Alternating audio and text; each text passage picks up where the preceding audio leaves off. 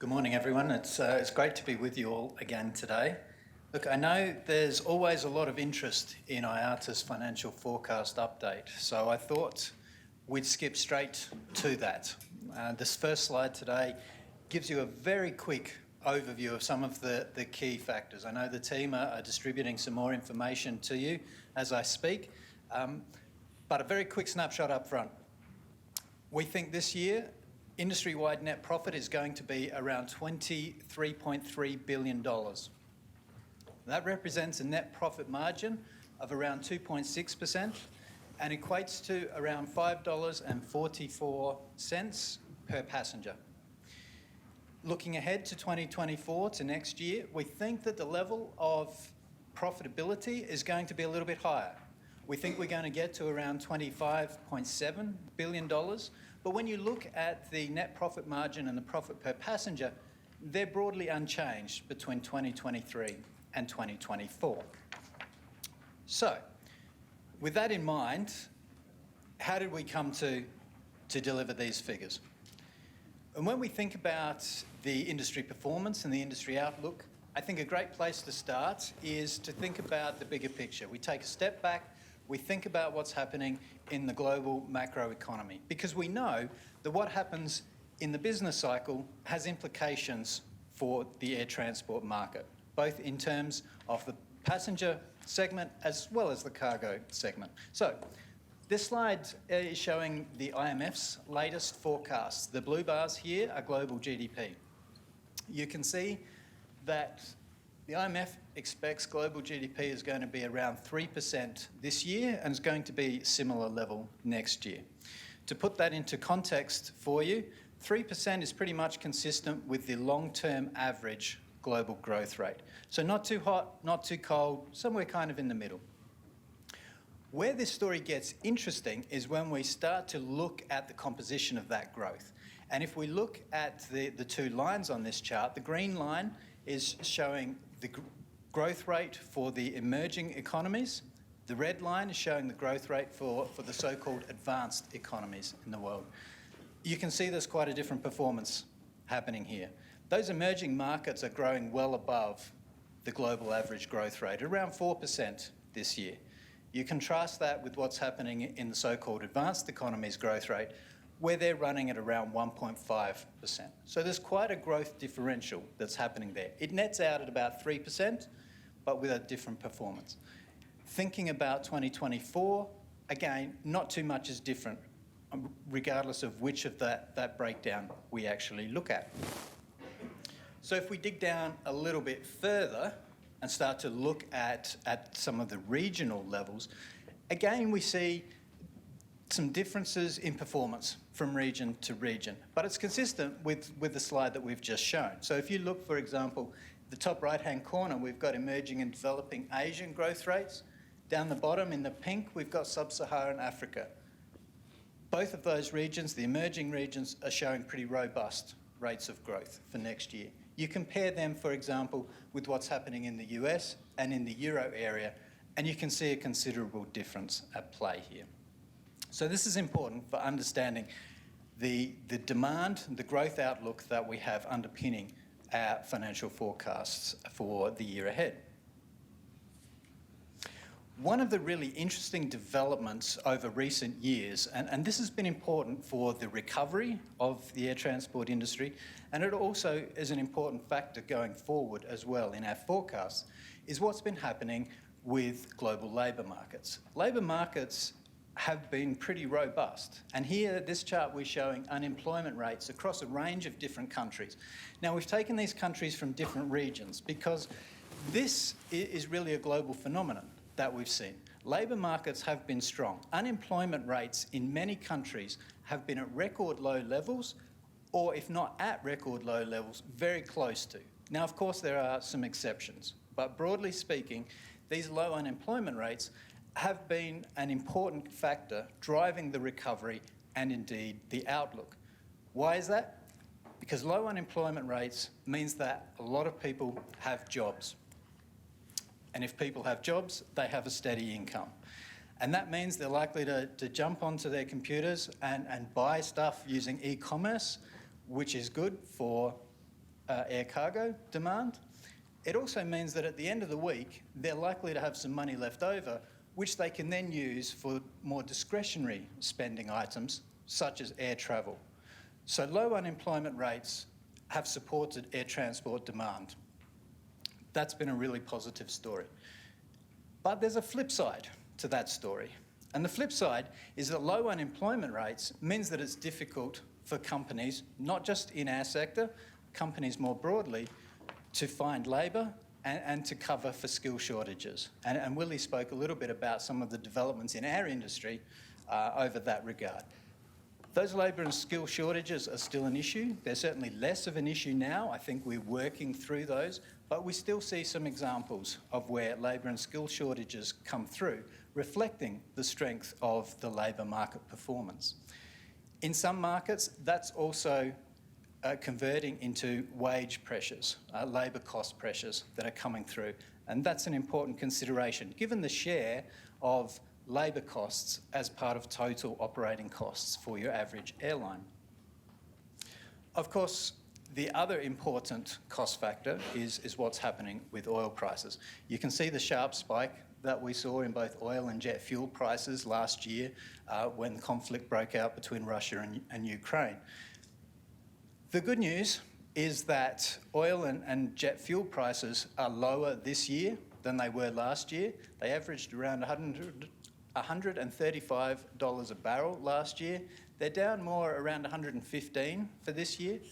Going forward, our working assumption is that it's going to be a couple of dollars a barrel lower next year, but broadly similar to where we are this year. So the good news is we're not as high as where we were last year. The not so good news is that we're still at a relatively high level, right? We're still well above $100 a barrel for the price of jet fuel for this year and for next year. On this chart, you can see the red bars, which are the jet fuel crack spread. That's just the difference between the oil price and the jet fuel price. The interesting thing here, you'll see in 2022, that crack spread widened, right? Those red bars got bigger. We saw that gap narrow earlier in the year, but it's widened again in recent months. So that's something that, given the share of oil prices, and we think it's going to, fuel costs, sorry, not oil prices, given the share of fuel costs in airline operating costs, and we think that's going to be around 30% this year, so it's a bit higher than usual.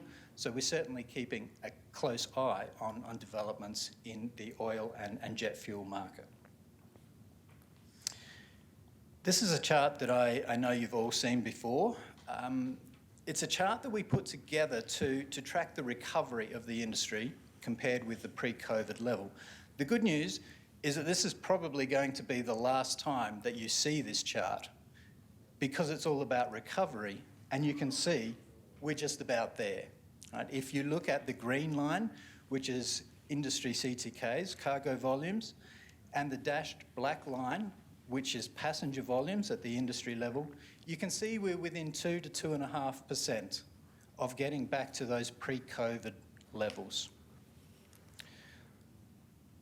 There are some differences if you split out the passenger volumes for domestic and international. Domestic RPKs have actually exceeded their pre-COVID level since April of this year, right? So on the domestic side, we're moving forward. At the industry level, I think we can pretty much stop talking about the recovery. The recovery is kind of over. We're now looking ahead. We're looking forward. If we take away the reference back to 2019 and we just look at what's happening on traffic volumes, this chart shows both CTKs and RPKs. The RPKs are shown there in the blue line, and CTKs are in the red. I think the first thing that jumps out at people on this chart is the very strong increase that we've seen in RPKs. RPK growth currently is around 30% in year-on-year terms. So that's that's continued the momentum that we've seen. The profile for CTKs is very different, as you can see. We had around 18 months of year-on-year declines in cargo volumes through to recent months, but we think that there's a floor in cargo volumes. Cargo volumes have stopped easing, have stopped falling.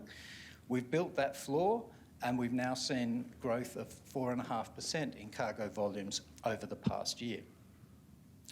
This provides a good foundation, and in fact, it provides some momentum for our forecasts into 2024. And you can see there, we think that RPKs are going to increase by a little bit below 10% next year, and cargo volumes by around 4.5% in 2024.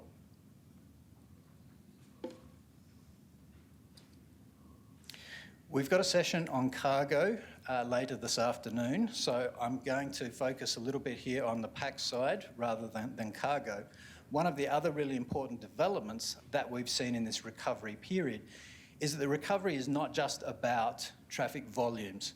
We've also seen a recovery in passenger load factors. So if you look at what's happened down the bottom in the red area, you can see that for Q3 this year, the passenger load factor is pretty much the same as it was pre-COVID.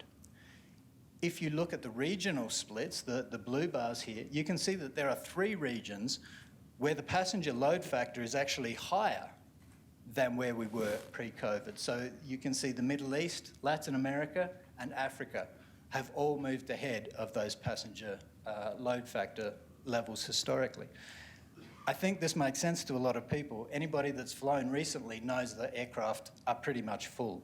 So this has been an important part which helps to underpin the financial recovery for airlines as well. So let's go back to that financial recovery. So these are the same numbers that we saw at the outset, the $23.3 billion net profit this year, rising to 25.7 next year. A couple of key things to take away from this chart. First one is obviously the speed and the magnitude of the recovery that we've seen in the industry. This chart really makes it very clear. From a loss of almost $140 billion just 3 years ago, the industry is back in a profit position this year. That's a remarkable performance. I know you've all heard IATA talk about the resilience of the air transport industry on various occasions previously. I think this is a fantastic example of exactly that. However, we shouldn't get too carried away, right? Because as we spoke at the outset, this corresponds to a net profit margin of around 2.6, 2.7%, and it equates to a per passenger profit of less than $4.50. Sorry, $5.50, I'm sorry. What this really highlights is that our industry remains a high volume, low margin business. Outcomes like this, our forecast for profitability, really aren't putting the industry on a sustainable financial footing. That's still very much a work in progress. This is a great result, don't get me wrong, right? But it doesn't mean that we can relax that the job is done. It's still work in progress to ensure that the industry going forward is financially sustainable.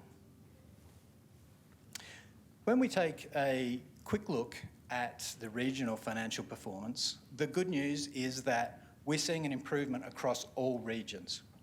It's happening at a different pace. Some regions have recovered faster than others, and you can see that depicted here. Here we're showing the EBIT margin. For all regions, that EBIT margin gets back to positive territory no later than next year. So the pace might be different, the speed at which the recovery is happening is different, but it's happening across all regions. This chart is just showing the recovery in passenger volumes, and you can see that all regions apart from Asia Pacific recover their 2019 level of passenger volumes this year in our current forecasts. Asia Pac gets there next year. These are the annual volume measures, and just given the size of Asia Pac, it means that the world figure may also not get there until next year. You can see, I'll let you take these forecasts away, but you can see at the global level, we think we're going to get to about 99% of the pre-COVID level for the global figure this year. So we may flip over, we may get there yet. We think for 2024, we're going to have an historically high level of passenger journeys. We think there's going to be something like 4.7 billion passenger journeys next year, up from 4.5 billion in 2019. The last slide that I have today is around risks. I'm not going to talk too much to this slide. Happy to talk about that in the Q&A. The key takeaway here is that there are both upside risks to our forecasts and downside risks. We often focus on the downside, but we shouldn't forget about the upside risks. On balance, however, I think it's fair to say that the balance of risks around our forecast currently is still tilted a little bit to the downside. Tony, I'll leave it there. Hand back to you. Great, thank you very much. So just a reminder, the embargo is still on.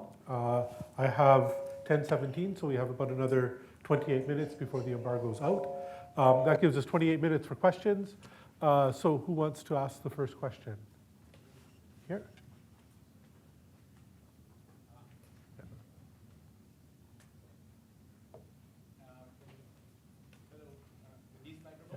Yeah, just press on the...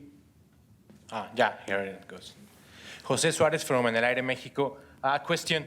You spoke for the Director General, Mr. Walsh. You spoke a little about Amsterdam's situation and about the reduction of operations. But in Mexico, we're facing a similar problem. In January, we'll be facing an important slot reduction for Mexico City Airport.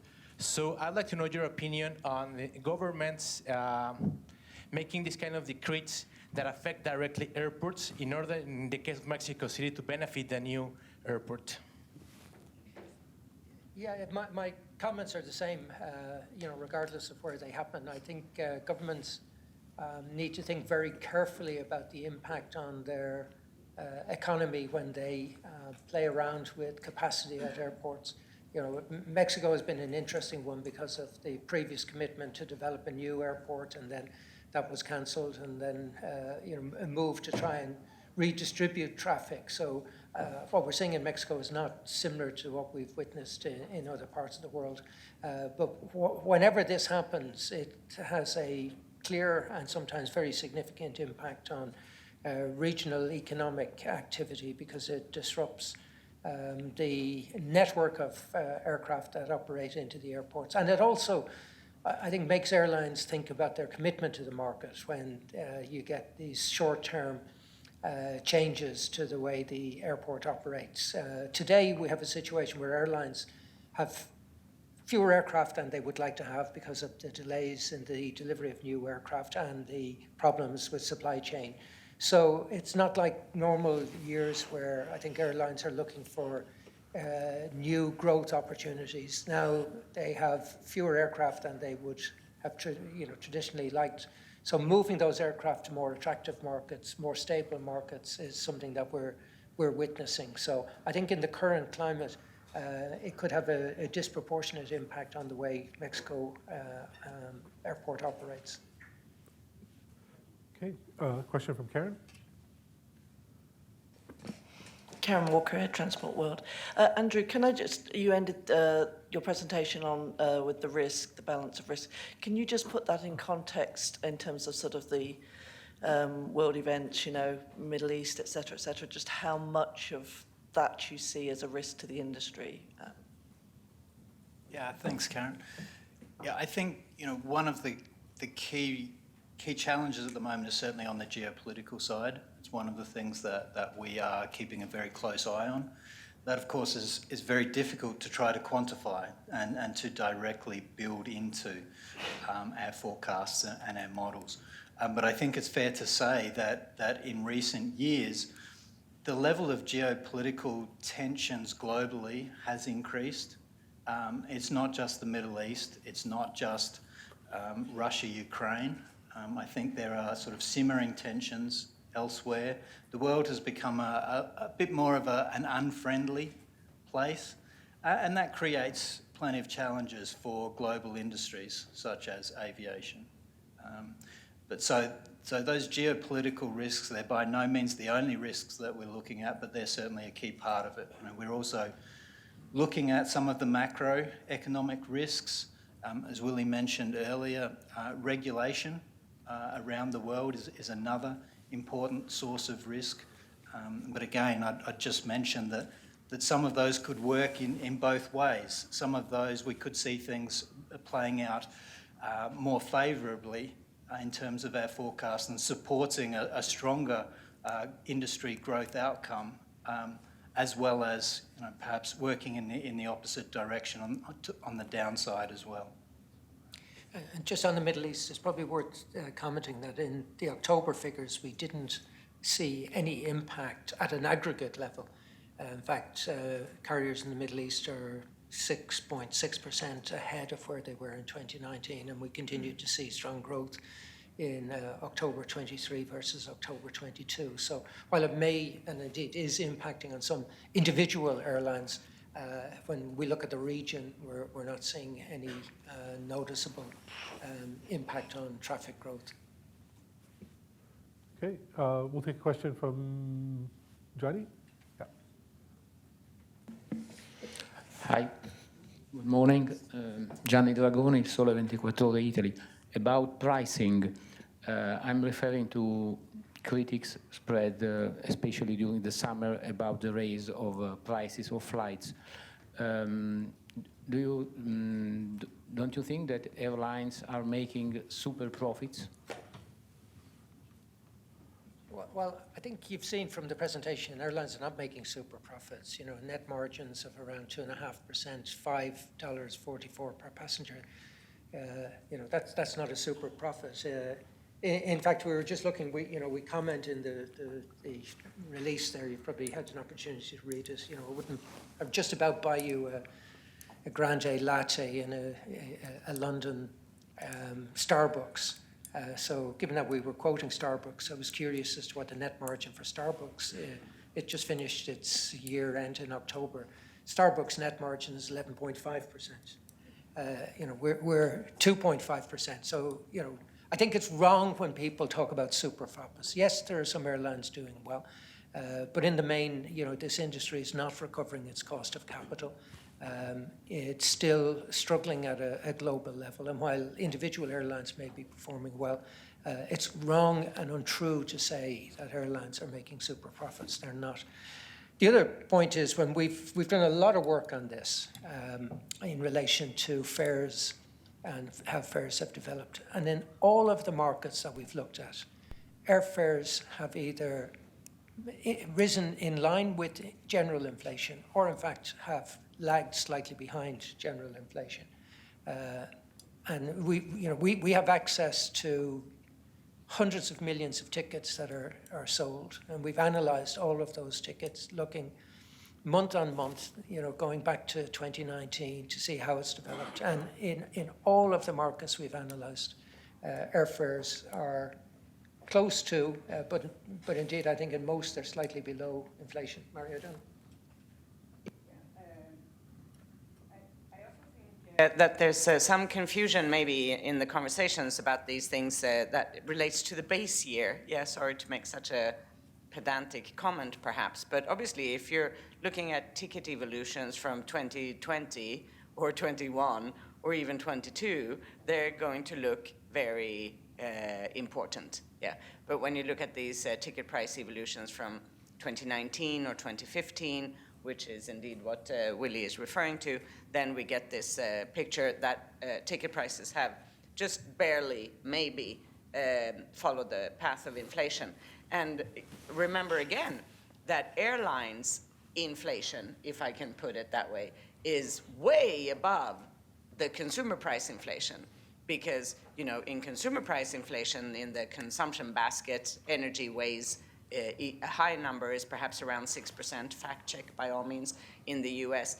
And they basically pay the Brent oil price, if you see what I'm saying. Whereas we obviously have a 30% weight of energy in our consumption basket, and we pay a premium of, you know, some $30 per barrel on top of the Brent price. So if we think that ticket prices have barely held up with consumer price inflation, you can now imagine how much below our own inflation rate these ticket price evolutions currently are. Yeah, and I guess just one other note would be to caution people to look at what data you're seeing, whether it's fares in the market versus fares that are purchased, which is the basis for the data that we're looking at. So maybe we'll take one here. I know you've been very patient. Yes, أشرف الحديدي في الأهرام newspaper Egypt. Mr. Wiley, according to the numbers of recovery, and in your opinion, what is the main factors which help the industry to come back and the recovery to pre-pandemic?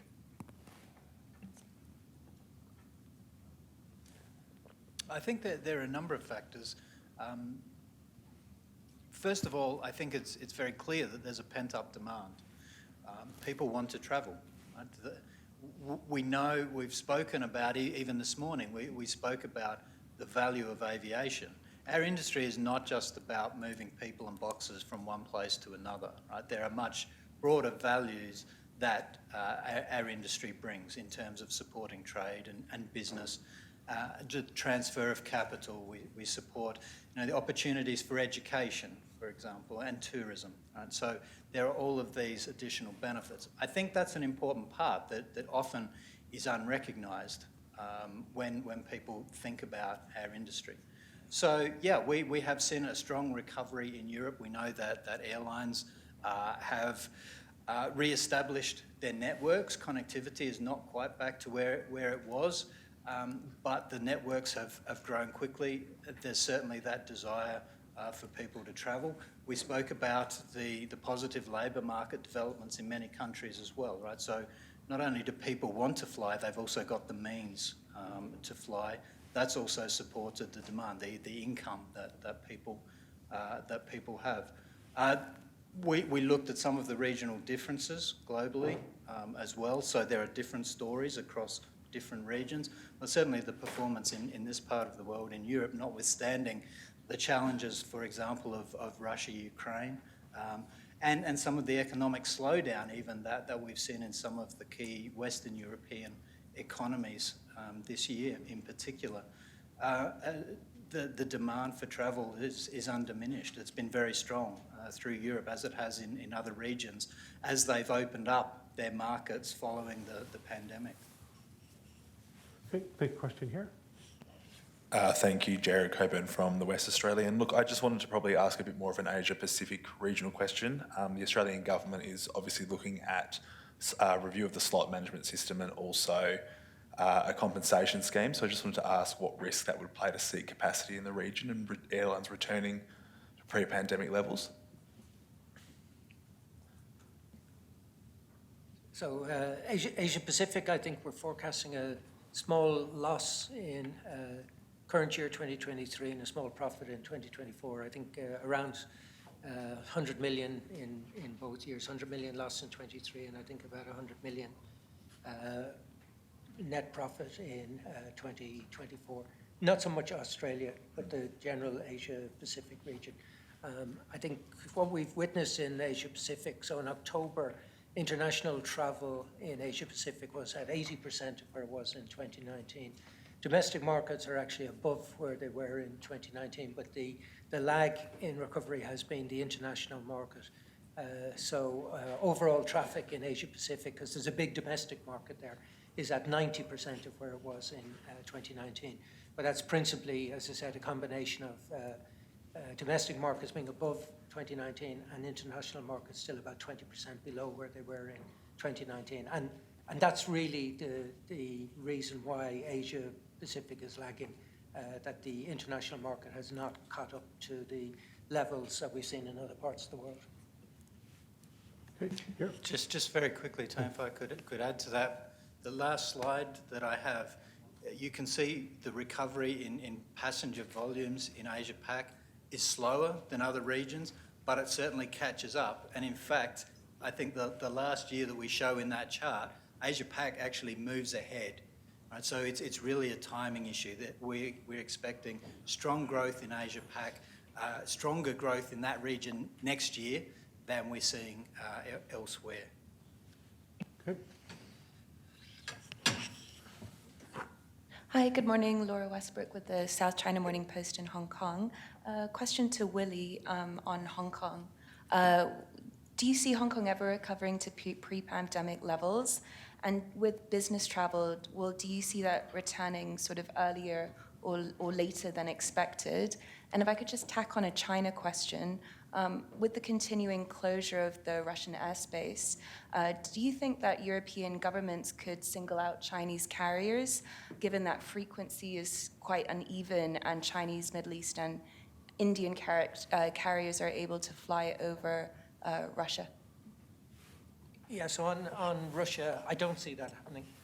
Certainly I think it was considered briefly, but I don't believe there's any legal basis for them to do that, and we wouldn't encourage that. You know, our view is we want to see peace return to the region, and we want to see Russian airspace reopen to everybody.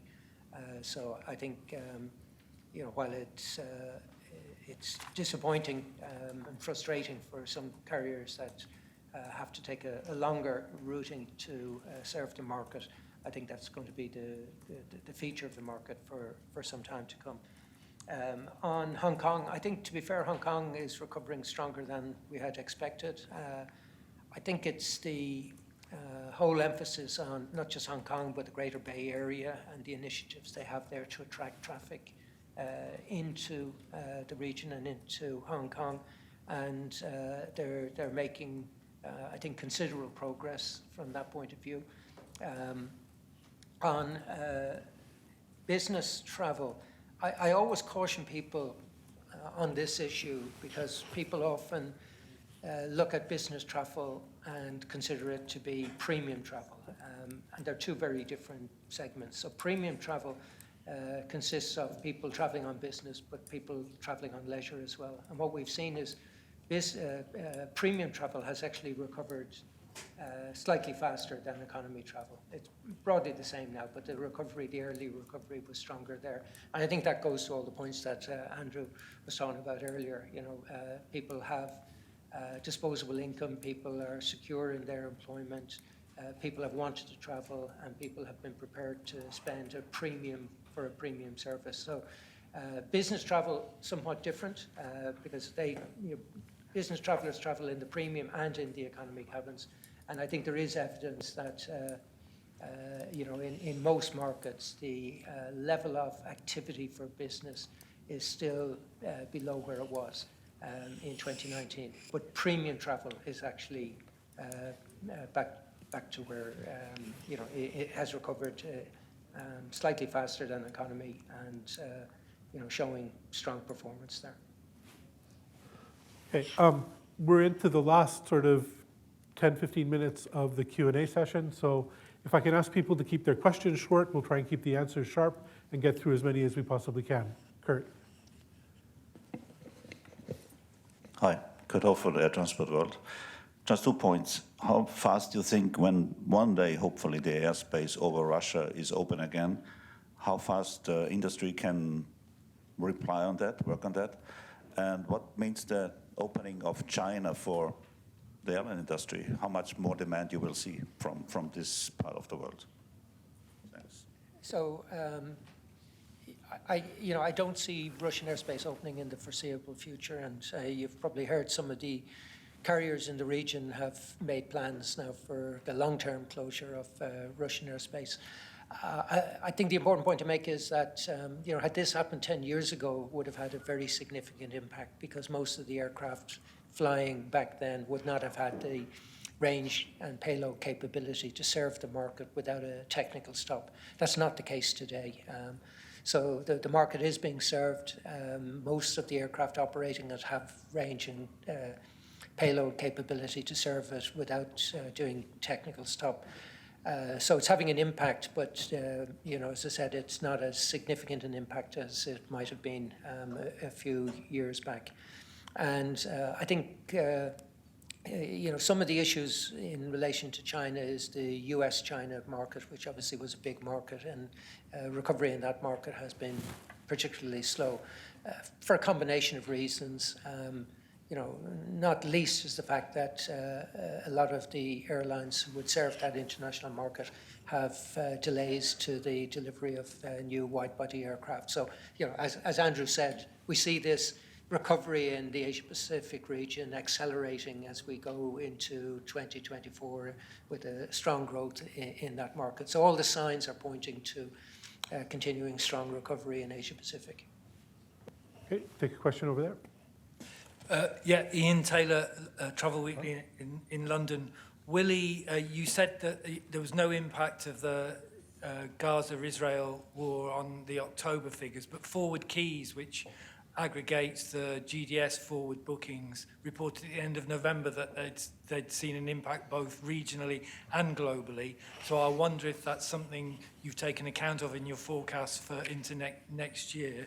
And just secondly, if I can ask you, Willie, on slots and the UK proposals for slot reform, you were justifiably dismissive of the government, but I saw the aviation director at the Department for Transport speak at an aviation conference a couple of weeks ago and was really bullish about pushing this through. So is it something they could effect quite quickly, or is it something that you see foundering?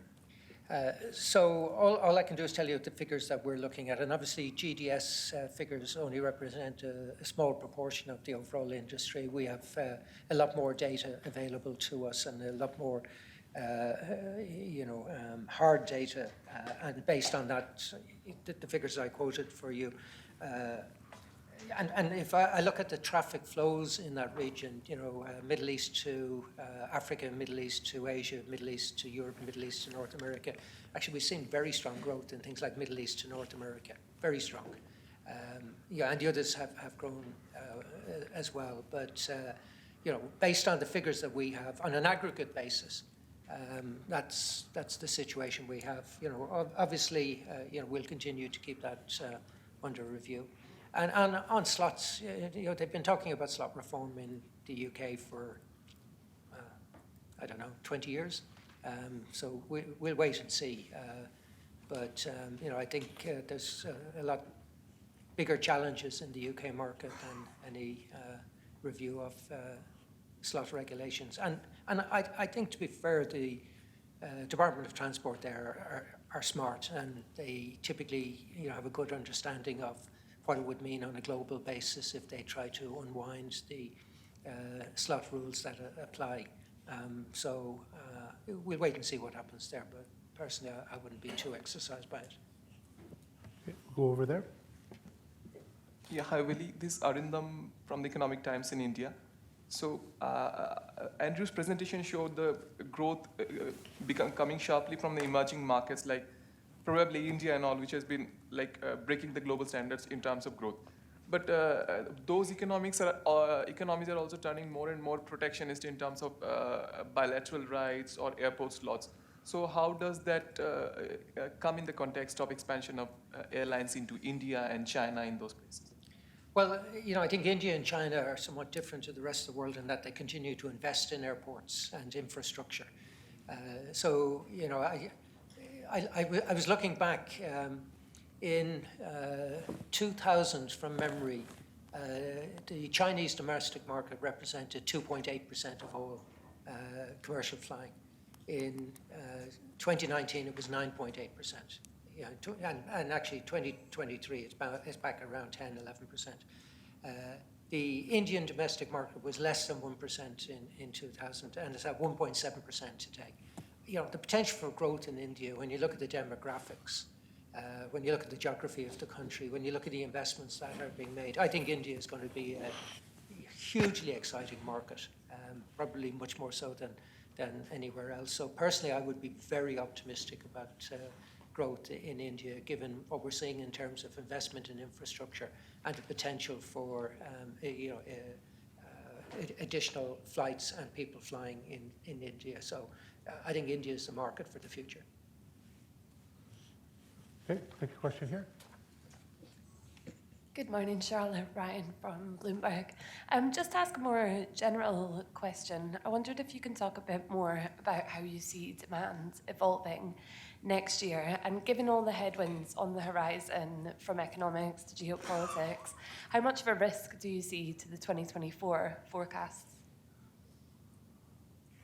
Thanks. Yeah, look, I think overall we are cautiously optimistic about the outlook for next year. You know, in terms of volumes, you know, we think RPKs are going to increase by about 9.8%. So that's passenger volumes, cargo volumes about 4.5%.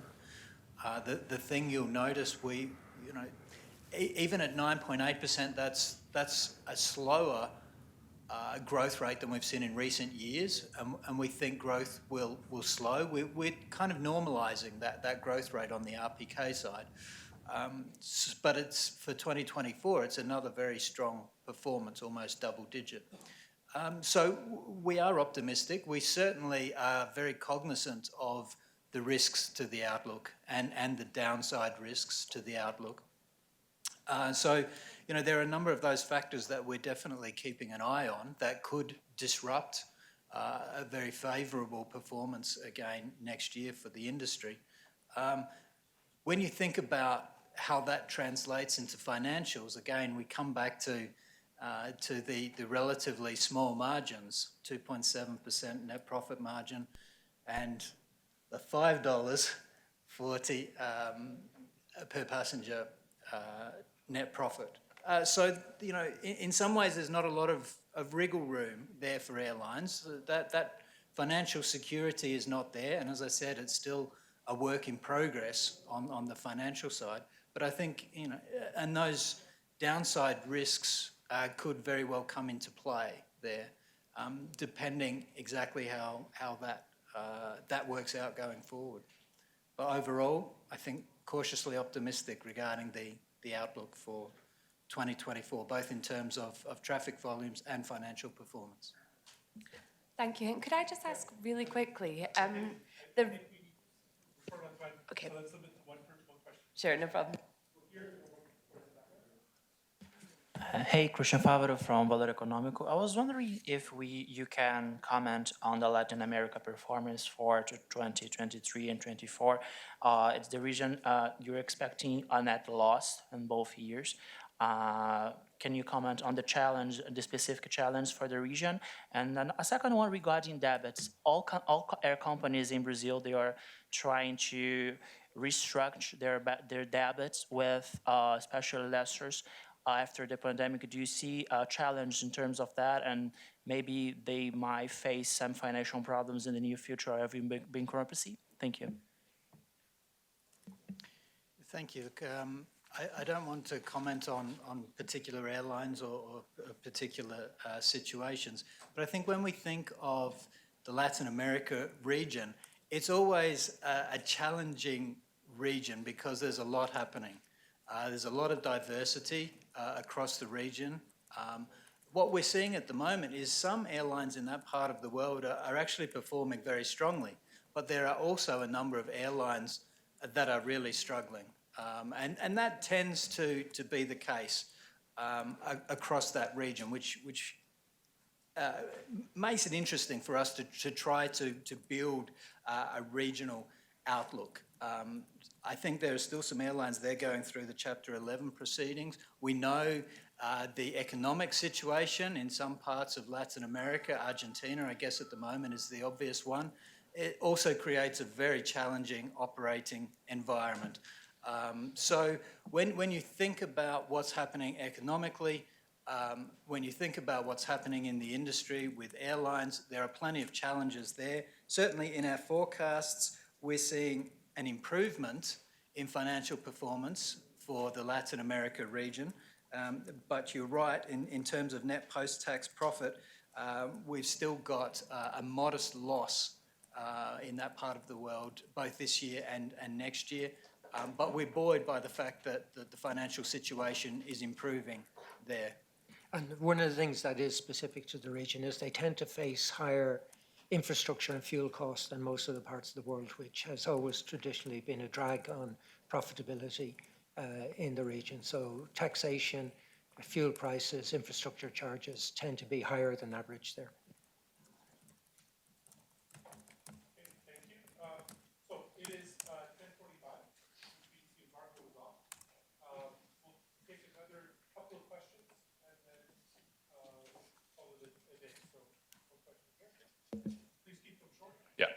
Richard Schuurman, Aaron Site again. A question to Mary Owens about sustainability. You have made your point in Dubai. There is a CAF 3 agreement. There is a commitment to invest. We have COP28 in Dubai. How do these things come together in your view? And are we now really getting somewhere? Well, I mean, you know, this is the cup half full, half empty question, no? And obviously, given everything that we shared earlier, it's definitely more empty than full, yeah. And I really don't know, you know, what else does the world need to realize that that this is urgent? The mind sort of boggles, no? And the only explanation I can find for the delay in, you know, making more accelerated progress on renewable energies and all of these, you know, climate-related solutions that we need to bring to market. The only thing that I can see that sort of makes sense, that stands in the way of that, is the profits that you can make in oil. Yeah, you know, as long, fundamentally, the investment proposition has to be attractive. If we cannot, you know, nobody's going to, very few people, I don't know what you do with your money, yeah? But, you know, if you have a choice between putting 100 francs, whatever currency, in an investment that you know pretty much for sure is going to yield a positive return, and this other investment that you think might not, you know, it's sort of a no-brainer for most of us, right? And, you know, whatever moral arguments or doing the right thing and all of those things, you know, it only intervenes at the margin. I would argue that ESG investing, ESG ratings, all of these things, they only intervene at the margin when you have two equally attractive investment propositions to choose from. Then you will choose the one with the best ESG metrics. Otherwise, you will choose the most profitable one. Yeah. So this obviously has to change. Yeah, it's just much too easy to make money in oil and gas. And it has changed clearly, completely with the advent of the war in Ukraine. Before that, the world was trying to restrict oil exploration. Yeah, the US had said no more exploration on federal land. That's been lifted. Everybody lifted every restriction. And now it's like, go ahead and drill as much as you can. And that's really where we are. And the US is now the world's greatest oil producer and so on. So there's definitely some kind of, you know, I don't know. I don't mean to call our regulators schizophrenic, but, you know, there's definitely an incoherence in their spheres that I think exceeds any incoherence in our spheres, if I may be so blunt. And then there's also the time element of these considerations. Yeah, it's like, you know, over which time horizon are you optimizing? Yeah. Most people optimize over a very short time horizon, and 26 years seems still very, very long for most people. Yeah. Whereas, you know, in our activity, where we are really trying to get airlines to become net zero by 2050, 26 years is like, you know, we can totally feel that fire under the soles of our feet, and we're in a hurry. And I don't know really how to bridge that time horizon gap.